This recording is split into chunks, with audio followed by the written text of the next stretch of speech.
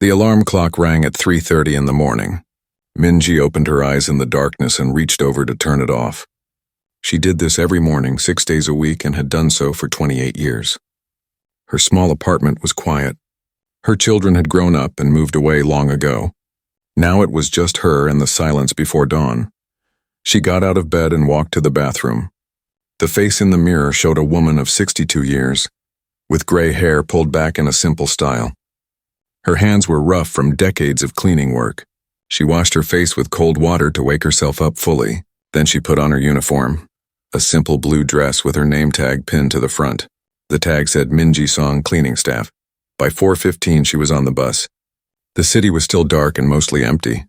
A few other early workers sat on the bus with tired faces. Minji knew some of them by sight, though they never spoke much. Everyone was too tired for conversation at this hour. She looked out the window at the streetlights passing by and thought about nothing in particular. This was her quiet time, the calm before the workday began. The law firm of Park & Associates occupied floors 12 through 15 of a glass tower in the financial district. Minji arrived at 4:45 just as she always did. She used her key card to enter through the service entrance and took the freight elevator to the 12th floor. The offices were dark except for the emergency lights in the hallways. She went to the supply closet and gathered her cleaning cart. Vacuum cleaner, mop, bucket, cleaning solutions, fresh towels for the bathrooms, trash bags. Everything had its place on the cart, and she loaded it the same way every morning. Order and routine made the work easier. She had learned this long ago. Minji started on the 12th floor as she always did. She worked her way through each office, each conference room, each bathroom. She emptied trash cans and replaced the liners.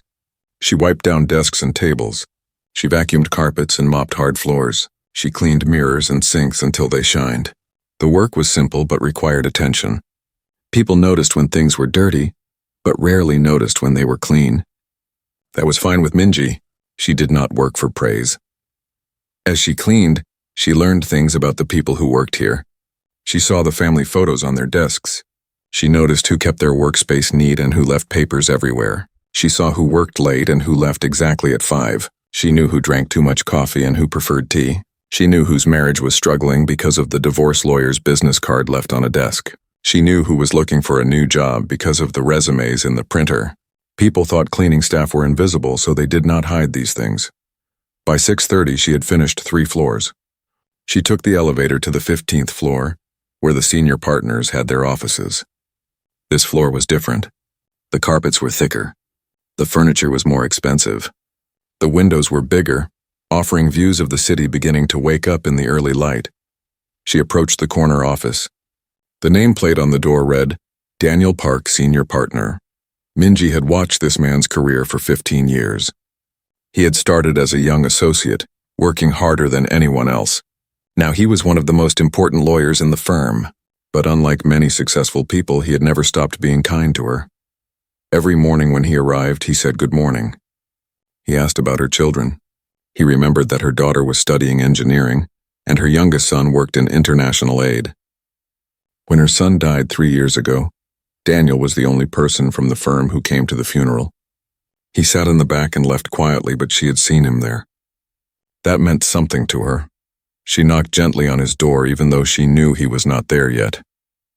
It was her habit to knock. Then she used her key to enter. The office was neat, as always. Daniel kept his desk organized. There were family photos showing him with his wife and 2 teenage children. On the wall were his law degrees and certificates. Minji dusted these carefully. She emptied his trash can and noticed it was full of coffee cups. He had been working late again. She cleaned the private bathroom attached to his office. As she worked, she thought about how strange life was. Here she was, a cleaning woman who had never finished high school, working in the office of a man who had graduated from the best universities. Yet when they talked, he never made her feel small. Some people had that gift. They could make anyone feel like a person, not just their job title. By 7:30, the sun was fully up. The city outside the windows was alive with traffic and people rushing to work. Minji had finished most of her work.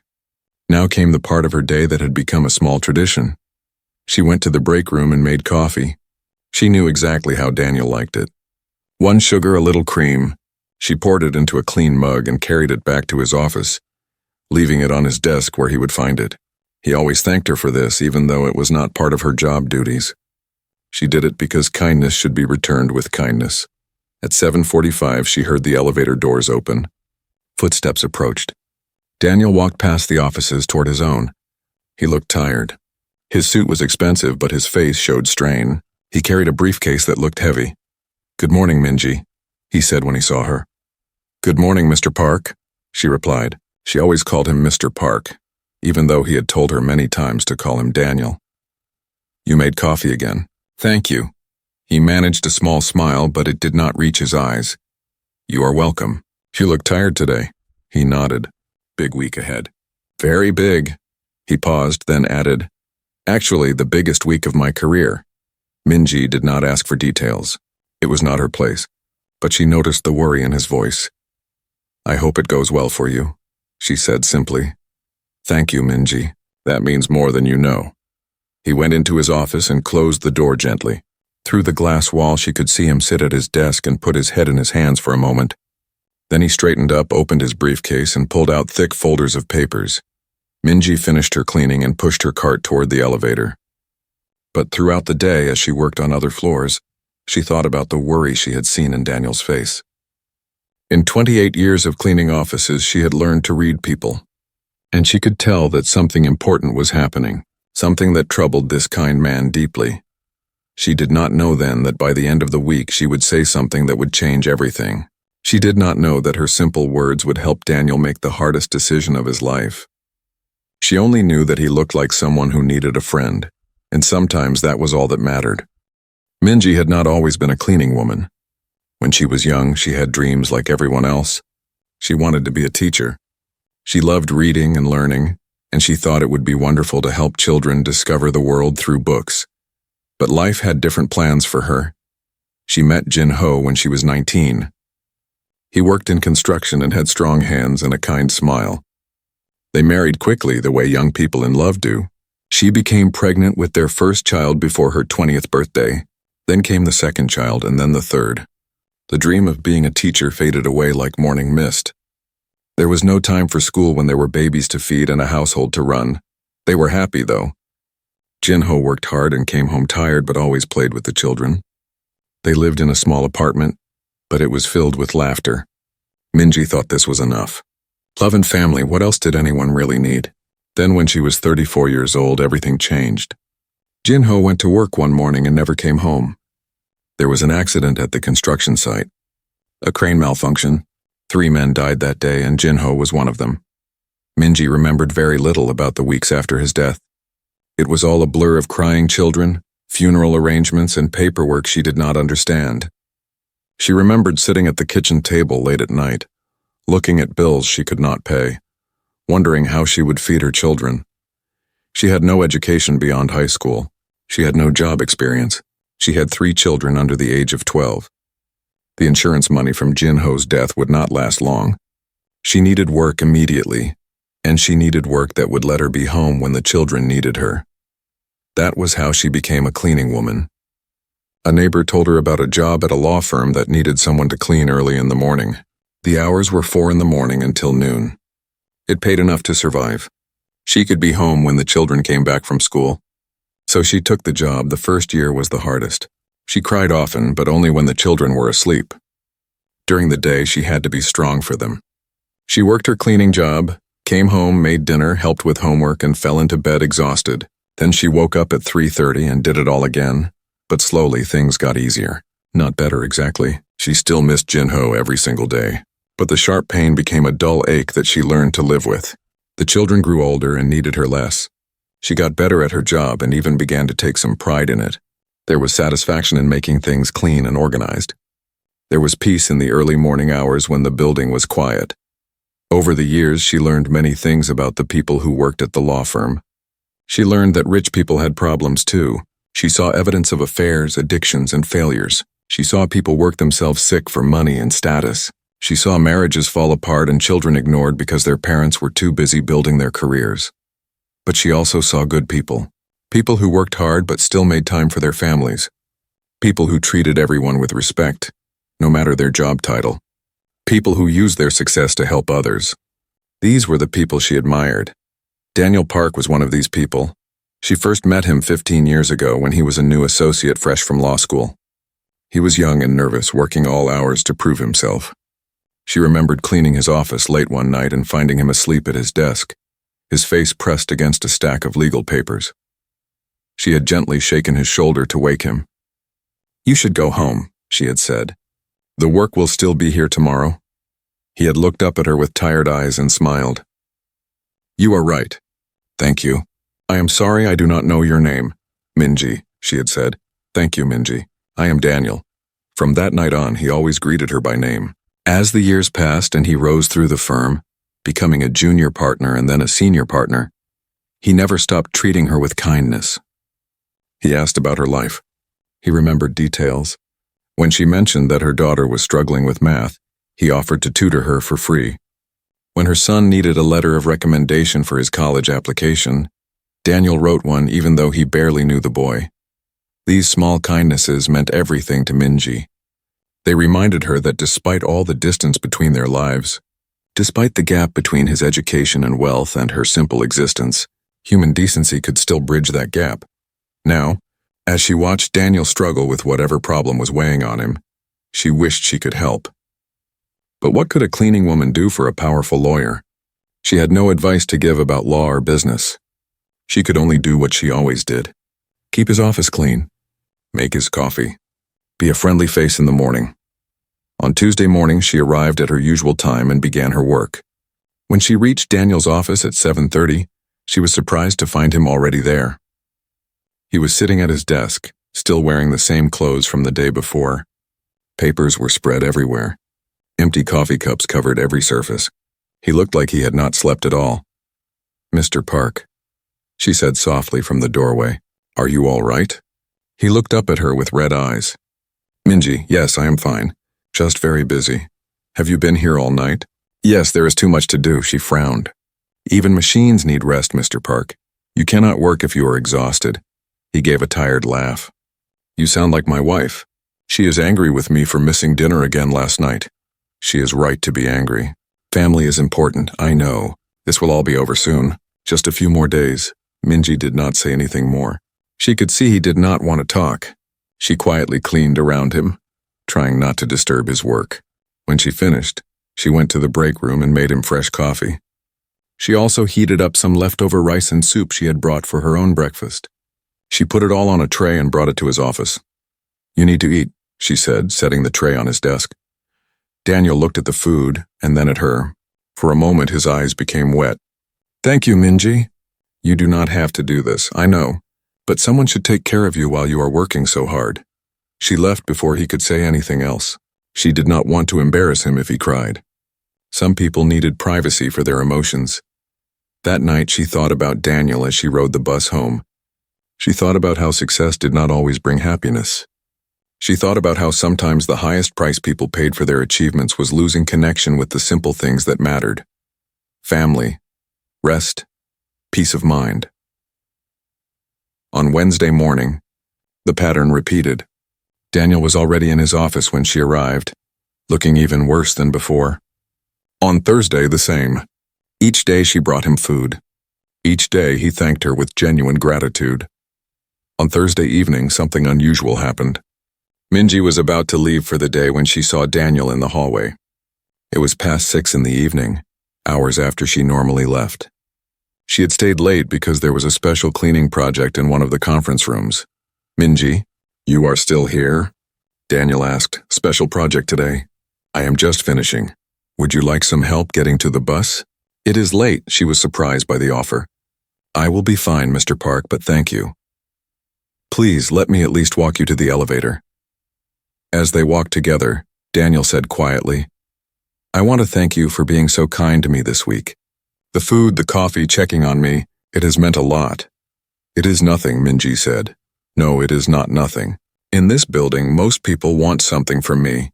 They are nice because I am a senior partner, because I might help their career or make them money. But you are kind just to be kind. That is rare." They reached the elevator. Before the doors opened, Daniel said something that surprised her. "Can I ask you a question, Minji?" "Of course. How do you know when you are making the right choice?" When you have to decide between two paths and both seem important? Minji thought for a moment.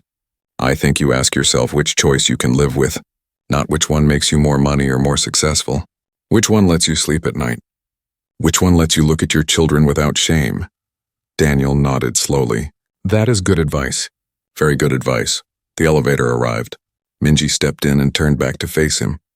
Whatever you are deciding, Mr. Park, I think you already know the right answer. Sometimes we just need permission to choose it. The doors closed and she was gone. Daniel stood in the hallway for a long time thinking about her words. Friday morning arrived with unusual energy in the building. Minji noticed it as soon as she entered through the service entrance. Even at 5 in the morning, there were people working. Caterers were setting up in the main conference room on the 15th floor. Security guards she had never seen before stood at various points throughout the building. Someone from building management was polishing the marble floors in the lobby, something that normally happened only once a month. Something big was happening today. Minji went about her normal routine, but she worked faster than usual. She could tell that her cleaning needed to be done earlier today to make way for whatever event was planned. By 6:30, she had finished the lower floors and took the elevator up to 15. The main conference room had been transformed.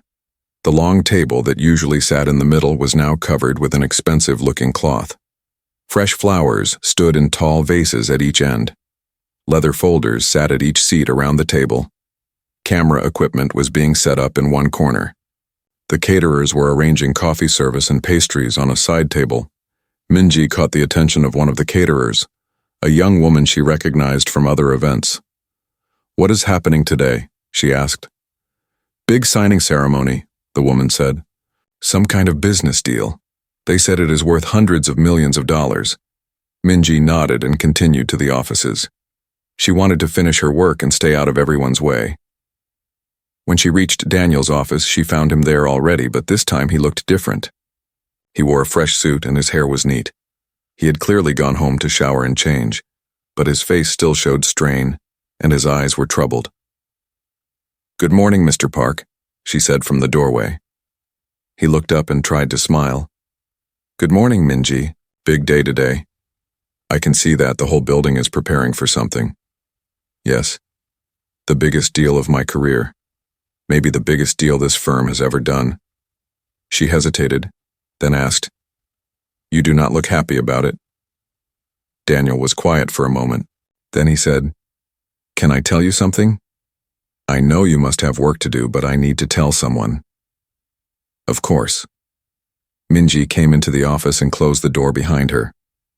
Daniel gestured to a chair, and she sat down. This had never happened before. She had never sat in a client chair in a partner's office. It felt strange, but Daniel seemed to need to talk. 15 years ago, I started a small software company with 2 friends from college, he began. We built programs to help non-profit organizations manage their operations, food banks, medical clinics, disaster relief groups, organizations that did good work but did not have much money for technology. Minji listened quietly. We made our software affordable for them. Sometimes we gave it away for free. And the company grew. We helped thousands of organizations around the world. I was proud of that work. It felt meaningful. Then 5 years ago, I had a choice to make. My father was sick, and he wanted me to join his law firm. He had built this firm from nothing, and it meant everything to him to have his son continue his work. So I sold my share of the software company to my partners and became a lawyer. My father died 2 years ago, and now I run his firm. He paused and looked out the window at the city waking up below. I still own 30% of that software company, he continued. My old partners own the rest, and now a big tech company wants to buy us out. They are offering $840 million. My share would be $250 million. Minji tried to imagine that much money. She could not. It was more than she would earn in 100 lifetimes. "That is a lot of money," she said softly. "Yes. Enough to retire. Enough to never worry about anything again. Enough to send my children to any school they want. Enough to live any life I choose. But you are not happy about it." "No. Because I learned something about this company that wants to buy us. They want our software, but not to help nonprofits. They want to modify it and sell it to military contractors, defense companies. They see the organizational tools we built, and they want to use them to help coordinate weapon systems and military operations. Minji began to understand. The non-profits we serve now will not be able to afford the software anymore, Daniel said. The company we built to help people will become a company that helps kill people, and I will have $250 million to show for it. What do your partners say? Minji asked. They want to take the money. They say business is business. They say we are not responsible for how the buyer uses our product. They say I am being naive and emotional. He rubbed his face with both hands. Maybe they are right. Maybe I am being foolish to turn down this much money. What does your wife say? She supports whatever I decide, but I know she worries about our future. This money would solve so many problems. Our daughter wants to go to medical school. That costs a fortune. Our son needs special tutoring for his learning disability. The mortgage on our house is very large. This money would make all of that easy. They sat in silence for a moment. Minji thought about what to say. What wisdom could she possibly offer to this man with his complicated problems? My husband died when I was 34, she said finally. The insurance company offered me a settlement. They said it was their final offer. My neighbor told me I should get a lawyer and fight for more money. She said I deserved more. And maybe I did. But fighting would take years, and I had 3 children to feed right then. So I took their offer. It was not much, but it was enough to survive for a while. Do you regret that choice? Daniel asked. Sometimes I wonder what would have happened if I had fought for more. Maybe my children would have had better clothes, better schools. Maybe I would not have had to work as hard. But fighting would have meant spending years angry, thinking about my dead husband every day in court. I chose peace instead. I chose to move forward. Money is important, Mr. Park, but it is not the only important thing. Daniel nodded slowly. Thank you for telling me that. I should let you prepare for your meeting, Minji said, standing up. Whatever you decide, I am sure it will be the right choice. She left the office and returned to her work. The building was coming alive now. More people were arriving. The conference room was filling with important-looking men and women in expensive suits. Photographers tested their cameras. Someone from the firm was giving instructions to the caterers. At 9:30, Minji finished her regular work. Normally she would leave at this time, but today she felt like she should stay. She was not sure why. She just had a feeling that Daniel might need a friendly face nearby.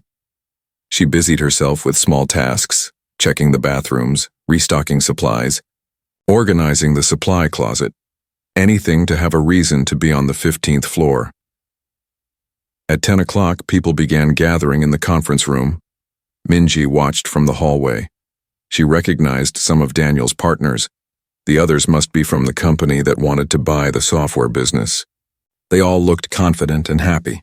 They talked and laughed and drank coffee from expensive cups. Daniel arrived a few minutes late.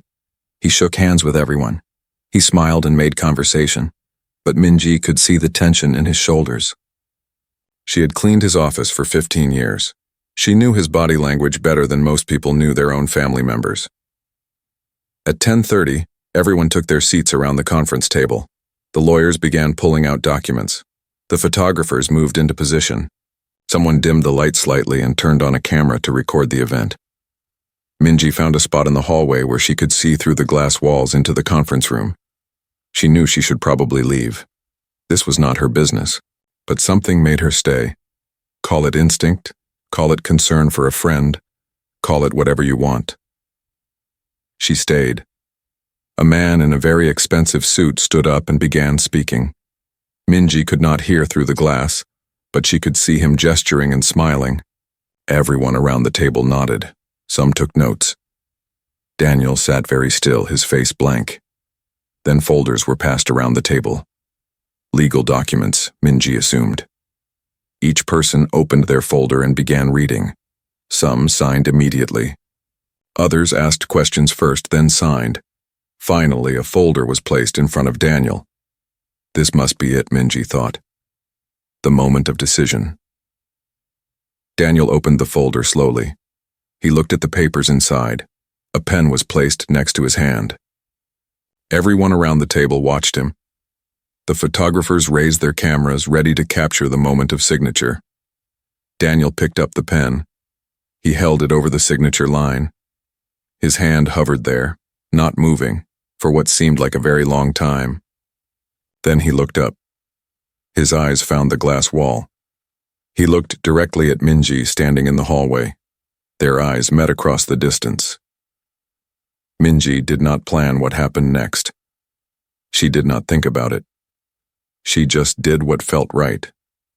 She smiled at him. Not a big smile, just a small, genuine expression of support. The kind of smile that says, I believe in you. The kind of smile that says, you are not alone. The kind of smile that gives someone permission to be true to themselves. Daniel held her gaze for a long moment. Then he set the pen down on the table. The conference room fell into confused silence. Minji could not hear what was being said through the glass, but she could read the body language. The executives looked at each other with concern. One of Daniel's partners leaned over and whispered something to him urgently. Daniel shook his head. He said something back. The partner's face turned red. Another executive, the man in the very expensive suit who had spoken earlier, stood up. He was clearly not happy. He pointed at the documents. He gestured with his hands. His face showed anger barely controlled by professional courtesy. Daniel stood as well. He said something calmly.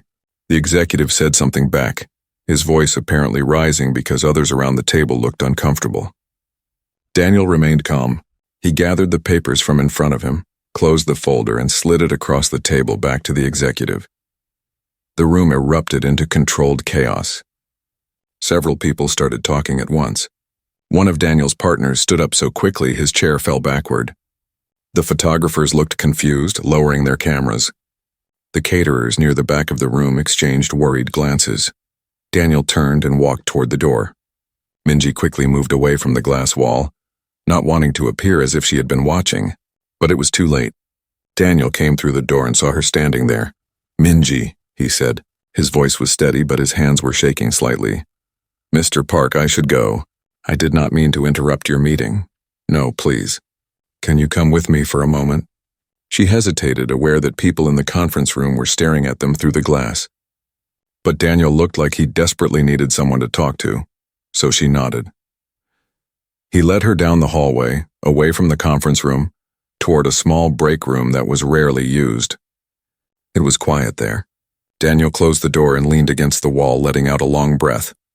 I could not do it, he said. I picked up the pen and I just could not do it. I saw, Minji said softly. Do you think I am crazy? Turning down that much money? Before Minji could answer, the door opened. One of Daniel's partners, a man named Richard Chen, came in. His face was dark with anger. Daniel, what are you doing? Those people are extremely upset. We need to go back in there and fix this right now. There is nothing to fix, Richard. I am not signing. You cannot be serious. We have been working on this deal for 6 months. Do you know how much time and money we have invested? Do you know how much those people are offering us? I know exactly how much. And I know exactly what they plan to do with our software. So what? That is their business, not ours. We built a product. They want to buy it. That is how business works. Not my business, Daniel said quietly. Not anymore. Richard looked like he might explode. Then he noticed Minji standing there. Who is this? Why is the cleaning woman in this conversation? Daniel's face hardened. Her name is Minji. She is a friend, and she has more wisdom than everyone in that conference room combined. Richard stared at him like he had lost his mind. You are throwing away a fortune because of what? Because the cleaning woman told you to? No, Daniel said. I'm making my own choice. Minji did not tell me anything. She just reminded me of who I am. This is insane. Completely insane. The other partners are going to hear about this. You are going to destroy this deal for all of us. Then I will buy out your shares. I will take loans. I will mortgage everything I own, but I will keep the company, and I will keep it doing what it was meant to do. Richard's face went from red to white. You would put yourself in that much debt? Risk everything for what? For some moral superiority? For the chance to feel like a hero? Daniel met his eyes steadily. To be able to look at my children and not feel ashamed. Yes, I would risk everything for that. Richard shook his head in disgust. You are a fool, Daniel. A naive fool. He turned and left, slamming the door behind him. Minji and Daniel stood in silence for a moment. Then Minji said gently, You should go back to that conference room. Those people need an explanation. You are right. Daniel straightened his tie and took a deep breath. But first, I need to tell you something. I need you to understand why I made this choice. Mr. Park, you do not need to explain anything to me. Yes, I do. Because you asked me how I knew I was making the right choice, and I need to tell you the answer. He walked over to the small window that looked out over the city. 3 years ago, my software helped coordinate disaster relief after an earthquake in Nepal. Food, medicine, shelter supplies, all managed through our system. One of the relief workers sent us a thank you email. He said our software saved lives. He said we were the good guys in a world that needed more good guys. Minji's heart began to beat faster. 3 years ago. Nepal earthquake, relief worker. That email meant more to me than any amount of money, Daniel continued. I printed it out and kept it on my desk for months. It reminded me why I started that company in the first place. The worker's name was David Song. I always wondered if he was related to you since you have the same last name, but I never asked. Minji's eyes filled with tears. He was my son. Daniel turned around, his face showing shock. What? David was my youngest son. He died 3 years ago, not in Nepal but in another disaster area. An accident while he was doing relief work in the Philippines. Daniel's face went pale. Minji, I had no idea. I am so sorry. I should have realized. The same last name, the same kind of work. I am so sorry, you could not have known. I never talked about it much at work. It hurt too much. She wiped her eyes with the back of her hand. But I kept his emails. I read them sometimes when I miss him. And I remember that one from Nepal where he talked about your software. He was so excited about it. He said it was making real difference in people's lives. They stood looking at each other. This unlikely pair brought together by fate and tragedy and the memory of a young man who had believed in helping others. That is why I could not sign those papers, Daniel said softly. When I looked up and saw you standing there, I suddenly understood. Your son used my software to save lives, and I was about to sell it to people who would use it to end lives. How could I do that? How could I betray David's memory like that? You did not know, Minji said. I never told you, but I knew what was right. I have always known. I was just scared to choose it, because it meant giving up so much money. And then I saw you standing there and I realized that some things are more important than money.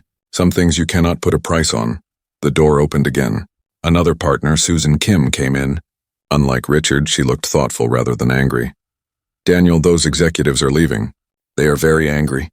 They said they will explore legal options for the time and money they invested in this deal. Let them try, Daniel said. I did not sign anything. I am within my rights to refuse, Susan nodded. I know, and for what it is worth, I think you did the right thing. Richard and Mark do not agree.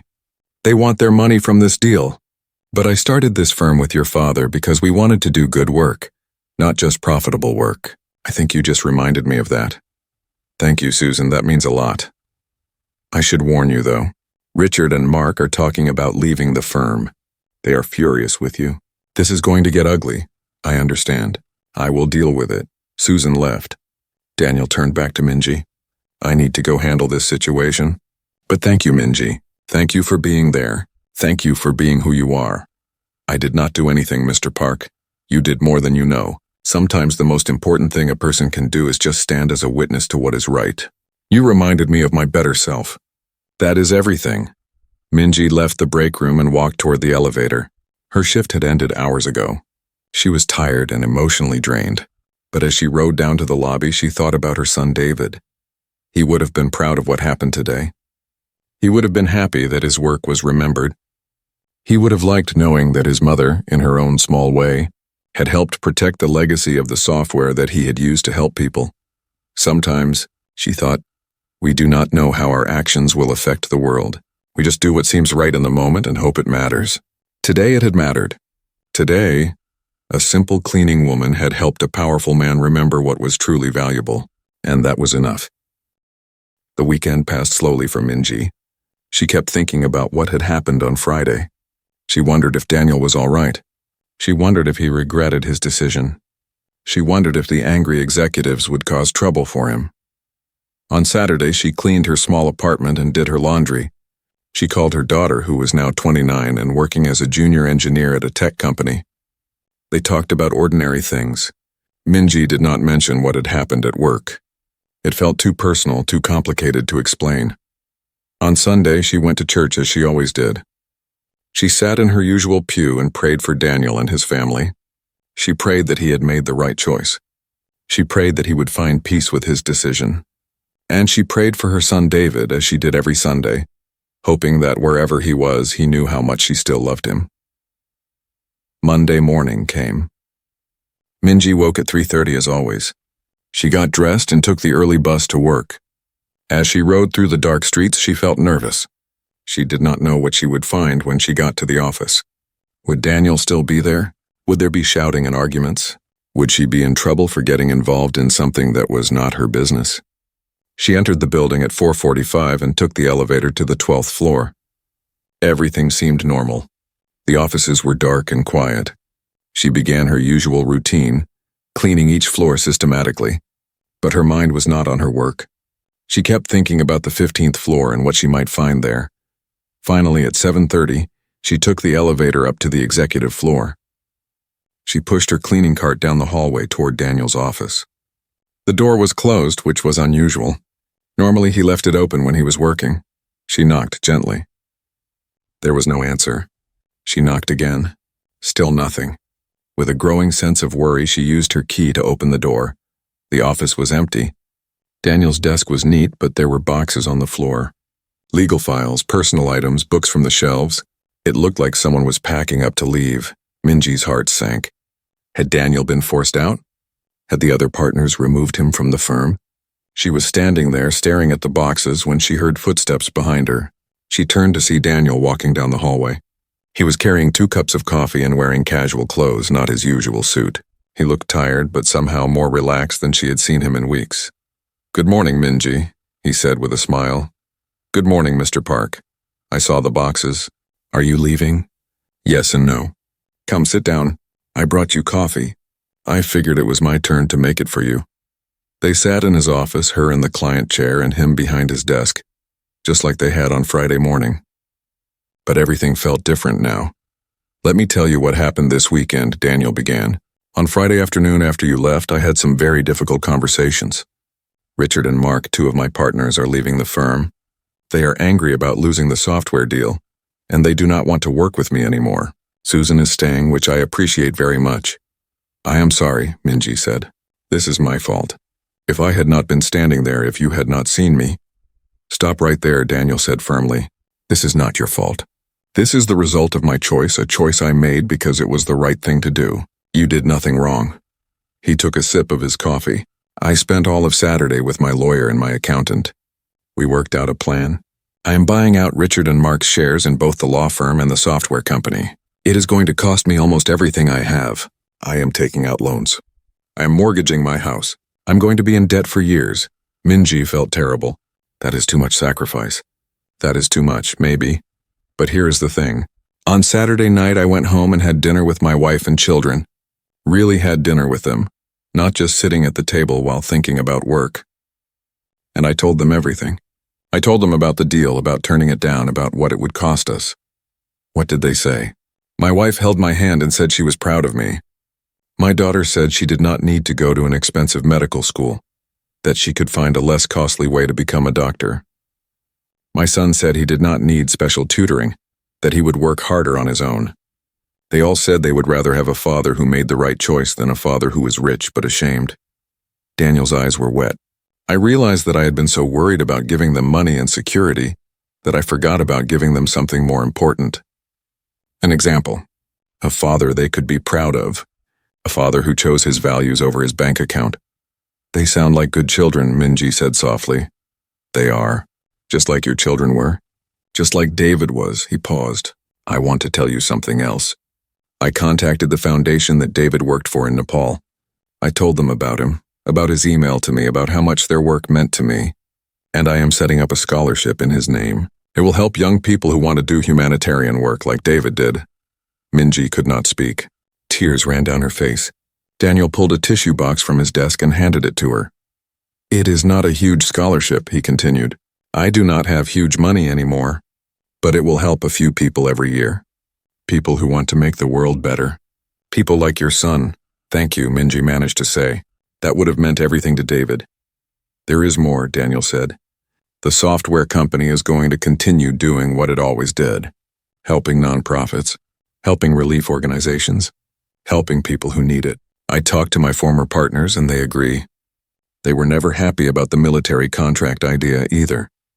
They just thought the money was too good to turn down. But once I made the choice to refuse, they felt relieved. So the company will be okay? Better than okay. We already have 3 nonprofits who heard about what happened and want to work with us. Word spreads fast in that community. They like that we chose mission over profit. They trust us now more than ever. Daniel stood up and walked to the window. As for the law firm, we are going to be smaller. Just Susan and me now with a few junior lawyers. But that is fine.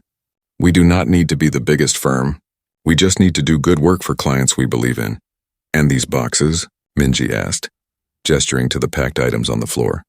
I am moving to a smaller office. This corner office was my father's and it always felt too big for me anyway. I am taking the office down the hall. The one I had when I was a junior partner. It feels more like home. Minji smiled through her tears. Your father would be proud of you. I hope so. He always said that reputation was more valuable than money. I did not fully understand what he meant until now. They sat quietly for a moment, drinking their coffee and watching the sun rise over the city through the window. Minji, Daniel said finally, I need to ask you something. That day in the conference room when I looked up and saw you standing there, what were you thinking? She thought carefully before answering. I was thinking about my son, about how proud he was to use your software to help people, about how much it would hurt me if that software was used to hurt people instead.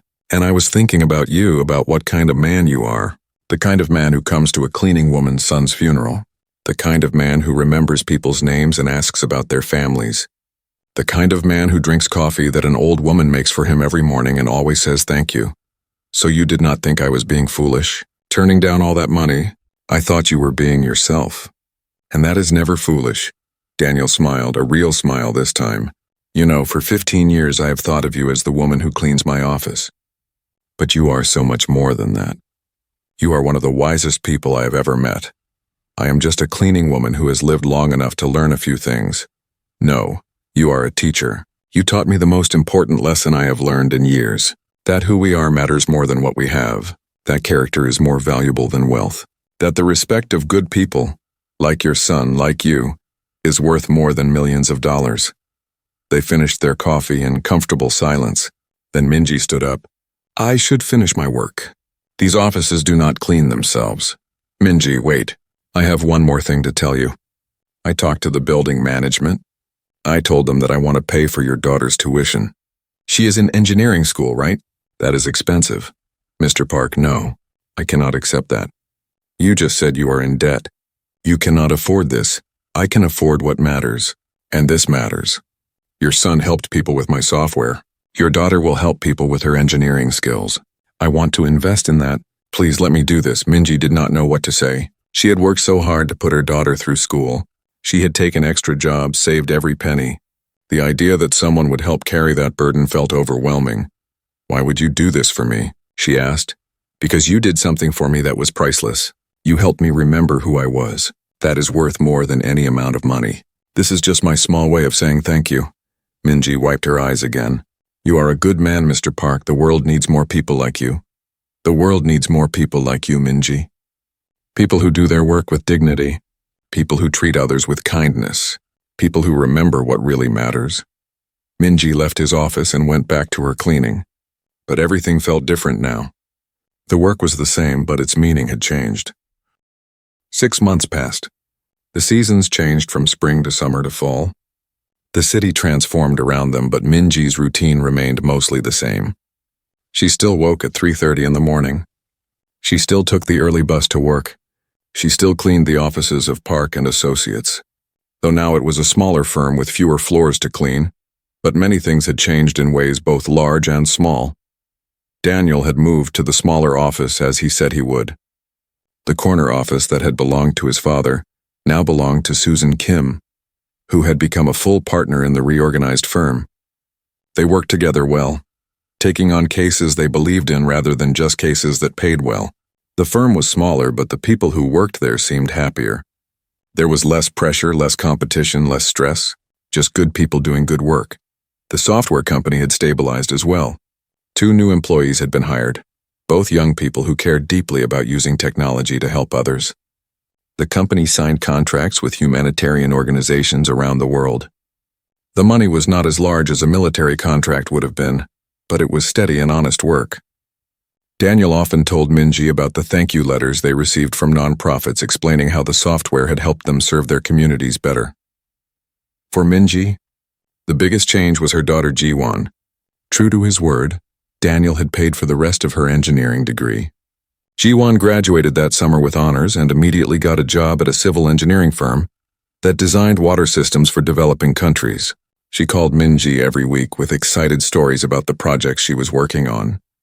Clean water for villages that had never had it, irrigation systems for farms, wells that would serve communities for decades. "Mom," Jiwon said during one call, "I am doing work that matters. I am helping people just like David did. I never thought I would get this opportunity." Minji felt proud beyond words. Both of her children, in their own ways, were making the world better. David through his sacrifice and Jiwon through her skills and dedication. One morning in late October, Minji arrived at work to find something unusual. There was construction happening in the lobby of the building. Workers were installing something on the wall near the elevators. She asked the security guard what was happening. "New plaque going up," he said. Something about the building dedicating space to an employee. Not sure who. Minji thought nothing more about it and went up to begin her work. At 7:30, as she was finishing the executive floor, Daniel found her. "Minji, can you come downstairs with me for a moment? There is something I want to show you." "Of course, Mr. Park." They took the elevator down to the lobby. A small group of people had gathered near the wall where the workers had been. Minji recognized Susan Kim, a few other lawyers from the firm, and some building management staff. They all smiled when she approached. "What is this about?" Minji asked, confused. "Look," Daniel said, pointing to the wall. There, newly installed in polished brass, was a plaque. It read, "In honor of Minji Song, whose dedication, wisdom, and integrity inspire all who work in this building. For 28 years of service performed with dignity and grace. And in memory of her son, David Song, whose humanitarian work reminds us why we serve others." Below the text was a photo of David in his relief worker uniform, smiling at the camera. It was one of Minji's favorite pictures of him. Minji stood frozen, staring at the plaque. She could not believe what she was seeing. Tears streamed down her face. "We wanted everyone who enters this building to know about you," Daniel said softly. "To know that you are not just the cleaning woman. You are someone who matters. Someone whose life has touched others in profound ways." "I do not deserve this," Minji whispered. "You deserve this and more," Susan Kim said, stepping forward. "You have been the heart of this firm for longer than most of us have worked here. You have treated everyone with kindness. You have done your work with pride. And you raised a son who made the world better. If that does not deserve recognition, I do not know what does." The small group applauded. Minji covered her face with her hands and cried. Daniel put his arm around her shoulders in a gentle, respectful way. "There is one more thing," he said. When Minji looked up, he continued. "The building owners have agreed to name the conference room on the 15th floor the David Song Memorial Conference Room. We will use it for meetings about pro bono work and community service projects. We want his name to be associated with helping others. Thank you," was all Minji could manage to say. "Thank you so much." The group dispersed slowly, each person stopping to shake Minji's hand or give her a hug. When everyone had left, Minji stood alone in the lobby, looking at the plaque with David's photo. She traced her fingers over his face in the picture. "I hope you can see this wherever you are," she whispered. "I hope you know that your work mattered, that you are not forgotten."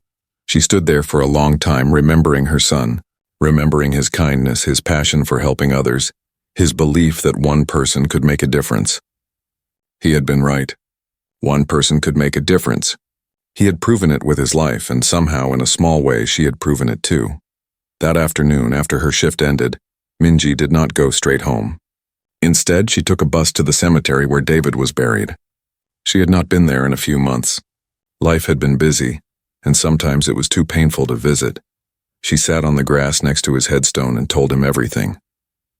About Daniel's choice to refuse the deal. About the scholarship in his name. About the plaque in the lobby and the conference room that would bear his name. About Jiwon graduating and doing work that would help people.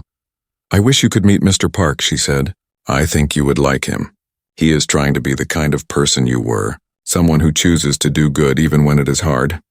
The sun was setting when she finally stood to leave. She placed her hand on David's headstone one last time. "I am proud of you," she said. "I hope you know that. I am so proud of the man you became." As she walked back to the bus stop, she thought about the strange path her life had taken.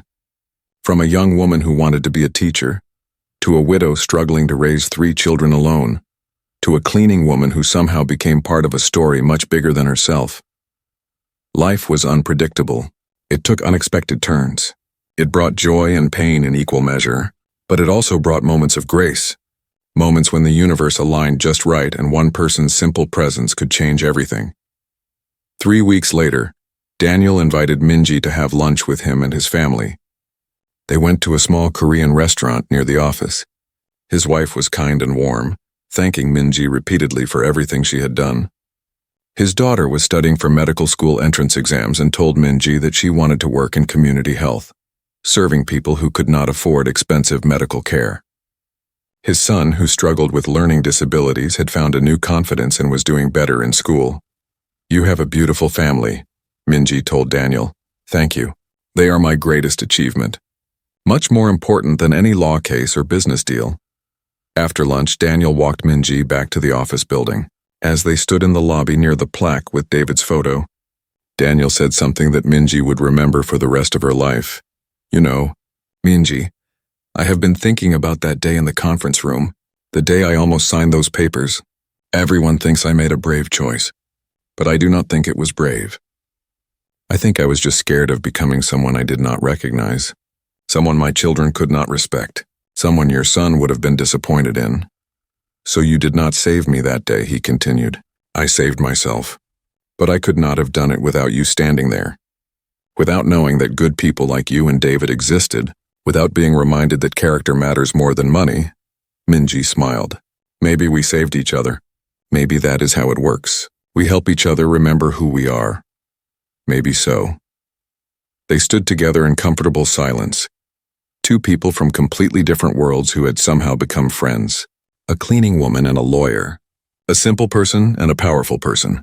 But in the ways that mattered most, they were the same. Both trying to do good work. Both trying to live with integrity. Both trying to honor the memory of a young man who had believed in making the world better. That evening, Minji rode the bus home as the sun set over the city. She looked out the window at the people on the streets, all rushing somewhere, all living their own complicated lives. And she thought about how you never know when your life might touch someone else's. How a smile at the right moment might give someone courage. How simply being present and being yourself might change someone's path. She thought about the girl she had been, who wanted to be a teacher. In a way, she had become one. Not in a classroom with books and lessons, but in the quiet moments when wisdom passed between people, when experience taught without words, when presence spoke louder than speeches. She had taught Daniel something important, though she had not realized she was teaching at all.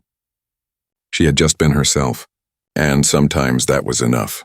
Sometimes being yourself was the greatest gift you could give another person. 6 months passed. The seasons changed from spring to summer to fall. The city transformed around them, but Minji's routine remained mostly the same. She still woke at 3:30 in the morning. She still took the early bus to work. She still cleaned the offices of Park and Associates, though now it was a smaller firm with fewer floors to clean, but many things had changed in ways both large and small. Daniel had moved to the smaller office as he said he would. The corner office that had belonged to his father now belonged to Susan Kim, who had become a full partner in the reorganized firm. They worked together well, taking on cases they believed in rather than just cases that paid well. The firm was smaller, but the people who worked there seemed happier. There was less pressure, less competition, less stress, just good people doing good work. The software company had stabilized as well. 2 new employees had been hired, both young people who cared deeply about using technology to help others. The company signed contracts with humanitarian organizations around the world. The money was not as large as a military contract would have been, but it was steady and honest work. Daniel often told Minji about the thank you letters they received from nonprofits explaining how the software had helped them serve their communities better. For Minji, the biggest change was her daughter Jiwon. True to his word, Daniel had paid for the rest of her engineering degree. Jiwon graduated that summer with honors and immediately got a job at a civil engineering firm that designed water systems for developing countries. She called Minji every week with excited stories about the projects she was working on.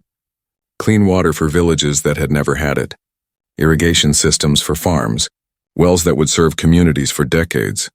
"Mom," Jiwon said during one call, "I am doing work that matters. I am helping people just like David did. I never thought I would get this opportunity."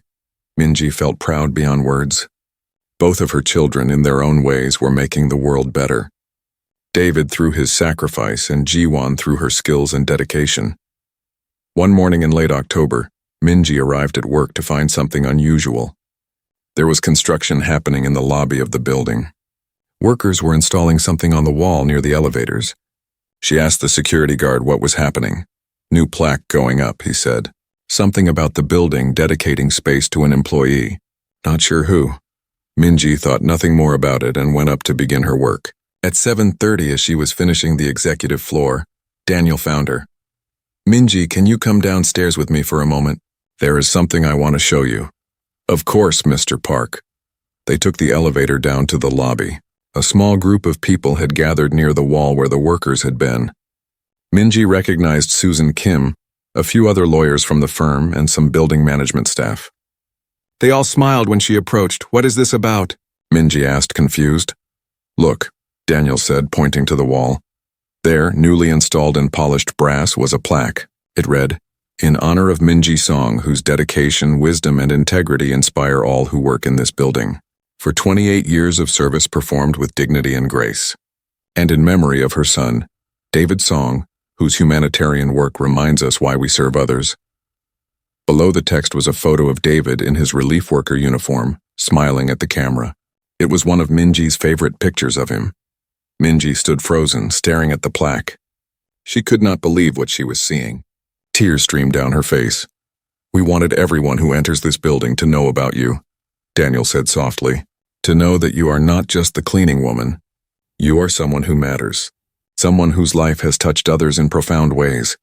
"I do not deserve this," Minji whispered. "You deserve this and more," Susan Kim said, stepping forward. "You have been the heart of this firm for longer than most of us have worked here. You have treated everyone with kindness. You have done your work with pride. And you raised a son who made the world better. If that does not deserve recognition, I do not know what does." The small group applauded. Minji covered her face with her hands and cried. Daniel put his arm around her shoulders in a gentle, respectful way. "There is one more thing," he said. When Minji looked up, he continued. "The building owners have agreed to name the conference room on the 15th floor the David Song Memorial Conference Room. We will use it for meetings about pro bono work and community service projects. We want his name to be associated with helping others. Thank you," was all Minji could manage to say. "Thank you so much." The group dispersed slowly, each person stopping to shake Minji's hand or give her a hug. When everyone had left, Minji stood alone in the lobby, looking at the plaque with David's photo. She traced her fingers over his face in the picture. "I hope you can see this wherever you are," she whispered. "I hope you know that your work mattered, that you are not forgotten."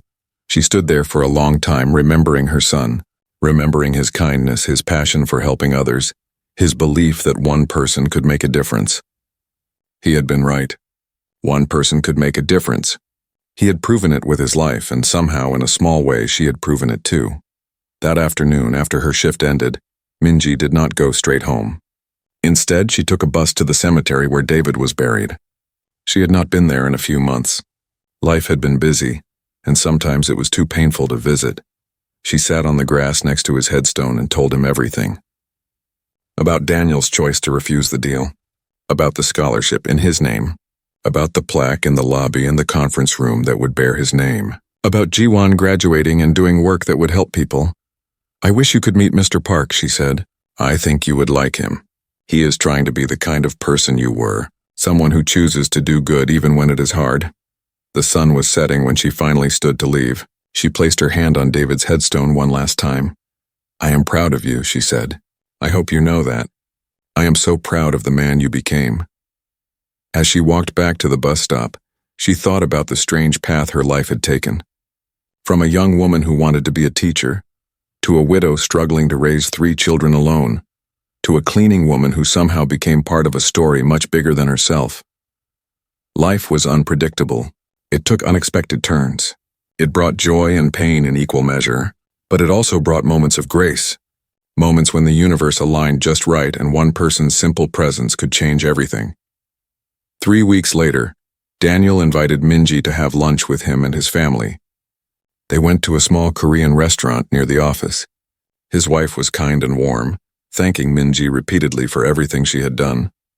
His daughter was studying for medical school entrance exams and told Minji that she wanted to work in community health, serving people who could not afford expensive medical care. His son, who struggled with learning disabilities, had found a new confidence and was doing better in school. "You have a beautiful family," Minji told Daniel. "Thank you. They are my greatest achievement. Much more important than any law case or business deal." After lunch, Daniel walked Minji back to the office building. As they stood in the lobby near the plaque with David's photo, Daniel said something that Minji would remember for the rest of her life. "You know, Minji, I have been thinking about that day in the conference room, the day I almost signed those papers. Everyone thinks I made a brave choice, but I do not think it was brave. I think I was just scared of becoming someone I did not recognize, someone my children could not respect, someone your son would have been disappointed in. So you did not save me that day," he continued. "I saved myself. But I could not have done it without you standing there. Without knowing that good people like you and David existed, without being reminded that character matters more than money." Minji smiled. "Maybe we saved each other. Maybe that is how it works. We help each other remember who we are. Maybe so." They stood together in comfortable silence. 2 people from completely different worlds who had somehow become friends. A cleaning woman and a lawyer. A simple person and a powerful person. But in the ways that mattered most, they were the same. Both trying to do good work. Both trying to live with integrity. Both trying to honor the memory of a young man who had believed in making the world better. That evening, Minji rode the bus home as the sun set over the city. She looked out the window at the people on the streets, all rushing somewhere, all living their own complicated lives. And she thought about how you never know when your life might touch someone else's. How a smile at the right moment might give someone courage. How simply being present and being yourself might change someone's path. She thought about the girl she had been, who wanted to be a teacher. In a way, she had become one. Not in a classroom with books and lessons, but in the quiet moments when wisdom passed between people, when experience taught without words, when presence spoke louder than speeches. She had taught Daniel something important, though she had not realized she was teaching at all. She had just been herself, and sometimes that was enough. Sometimes being yourself was the greatest gift you could give another person.